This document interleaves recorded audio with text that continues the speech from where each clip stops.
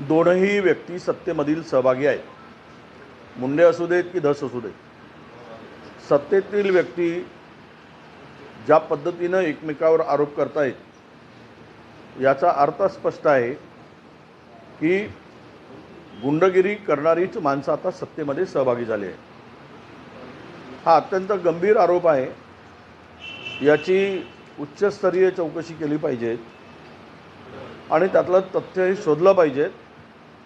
कोणत्याही लोकप्रतिनिधीवर एकमेकावर आरोप होत असताना खुनापर्यंत, हत्या करण्यापर्यंत जर षडयंत्र रचलं जात असेल असा सुरेश धसांचा आरोप असेल तर मला वाटतं सरकारने गंभीर दखल घ्यावी आणि पूर्ण चौकशी करून आरोपी असेल त्याच्यावर कारवाई करावी.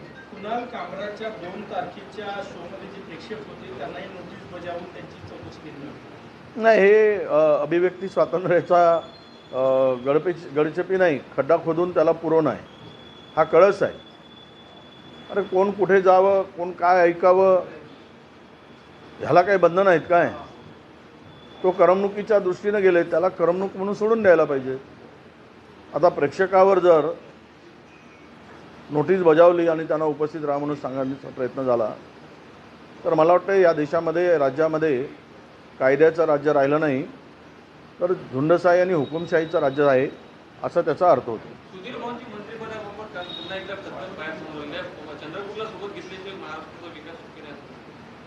तो आता त्यांचा भारतीय जनता पक्षाची खदखद आहे, असंतोष आहे, ते भारतीय जनता पक्षाला ठाऊक. पण एक नक्की आहे की सुधीर मुनगंटीवारांच्या मनात काय चाललं हे नेमकं कळायला मार्ग नाही.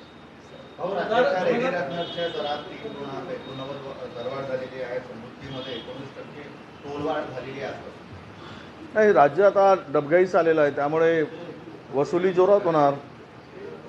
पैसे वसूल केल्याशिवाय महसूल वाढणार कसा? त्यामुळं सामान्य माणसाची लूट होईल. हा याच्यामध्ये गरीब आणि सामान्य माणूस भरडला जाईल. यासाठीची सगळी वाढ सुरू झालेली आहे. आगे आगे देखो क्या क्या होता है. माणसाचं 2 वेळेचं जेवणही महाग होईल आणि त्याला हे सगळं टॅक्स भरता भरता त्याचं कंबरडं मोळेल. अशा प्रकारची स्थिती राज्यावर आता दूर नाही, ती परिस्थिती आलेली आहे. 2029लाही मोदीजींना पंतप्रधान पाहतो, त्यांचा उत्तराधिकारी शोधण्याची अजून गरज नाही, फडणवीस काय म्हणतात? आता असं आहे की सत्ता सर्वांना प्रिय असते. कदाचित ती मोदी साहेबांची खुर्ची त्यांना ते 75 वर्ष वयाचं वगैरे त्यांना सूट दिली असेल. तो त्या पक्षाचा अंतर्गत विषय आहे. कोणाला किती वेळा किती वर्षापर्यंत पदावर ठेवायचं. मोदी साहेबांना 90 वर्षापर्यंत पदावर ठेवण्याचा निर्णय भारतीय जनता पक्षाने घेतला असेल तर तो त्यांच्या पक्षाचा निर्णय आहे. त्याबद्दल आमचा आक्षेप असायचं काही कारण नाही.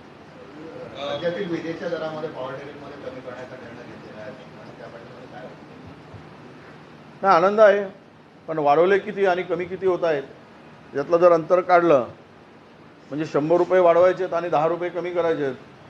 वाढवल्याचा मात्र कुठेही उल्लेख करायचा नाही आणि कमी केल्याचा उल्लेख करून बोमा मारायचा. हे लोकांची दिशाभूल आहे. खाजगी शैक्षणिक संस्थेतही आरक्षण द्या अशी मागणी जयराम रमेश यांनी केलेली आहे. कसं पाहता तुम्ही? खाजगी शैक्षणिक संस्थेत आरक्षण आहे महाराष्ट्रामध्ये. त्यामुळं इतर राज्यात नसेल तर तिथे लागू करावा अशी भूमिका कदाचित असेल. खाजगी संस्थांमध्ये म्हणजे ज्या अनुदानित आहेत, शासकीय अनुदानित संस्था आहेत, बाकी संस्थांमध्ये जे विनाअनुदानित आहेत तिथे मात्र कुठलंही आरक्षण नाही. पण त्या ठिकाणी सुद्धा आरक्षण असावं ही जयराम रमेशजींची मागणी योग्य आहे. आणि उद्या कंत्राटी पद्धतीमुळे महाराष्ट्रात काय देशामध्येच आरक्षणावर गदा आलेली आहे. आरक्षण संपवण्याचा वेळाच भारतीय जनता पक्षाचा आहे. त्यामुळे मोठ्या प्रमाणामध्ये खाजगीकरण करून कंत्राटी पद्धतीनं नोकर भरती सुरू आहे. त्यामध्ये कुठलेही आरक्षण संबंध येत नाही. 2 लाख पदं आता कंत्राटी पद्धतीनं भरली जात आहेत, भरत आहेत. म्हणजे आरक्षण राहिलं कुठे? आणि खाजगी संस्था या धनदानग्याच्या संस्था असतात, त्या काही सामान्य माणसाच्या नसतात. तिथेही तुम्ही मेरिटवर सिलेक्शन करत असताना तिथे कॅटेगरीच्या लोकांना योग्य संधी मिळाली पाहिजे. ही रमेशजीची मागणी अत्यंत योग्य आहे आणि ते सरकारने ते अंमलात आणली पाहिजेत. काल आमदार संदीप जोशी यांनी तुमच्यावर टीका केलेली आहे, कसं बघता येईल? ज्या खरं म्हणजे वैयक्तिक आणि मुलीवर टीका करणं हे कुठल्या संस्कृतीत नसतं.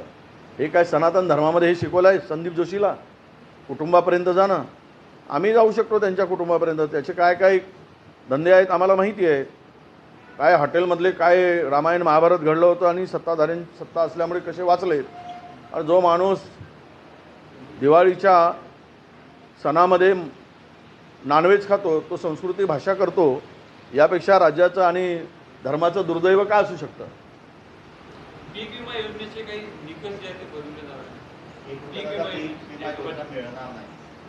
नाही, पीक विमा 1 रुपयात पीक विमा मिळणार नाही, ते त्याचा बजेटमध्ये कुठेच उल्लेख नव्हता. बजेट स्पीचमध्ये सांगितलं नाही. त्यामुळे आम्ही त्यावेळेस बोललो शेतकऱ्यांचं कर्ज माफ होणार नाही, 31 तारखेला कर्ज भरा, आम्हाला मत द्या आणि 31 तारखेच्या आत कर्ज भरा, पीक विमा मिळणार नाही. Integrity super specialist hospital end research institute of Nagpur अब नागपुर में अत्याधुनिक सुविधाओं के साथ ICU, modular operation theatre, maternity surgery end laparoscopy surgery, orthopaedic end joint replacement, dialysis unit, pathology end pharmacy. Our address: Vinoba Nagar, Kharbi Ring Road, Nagpur. Our contact: 8668792352, 9801980100.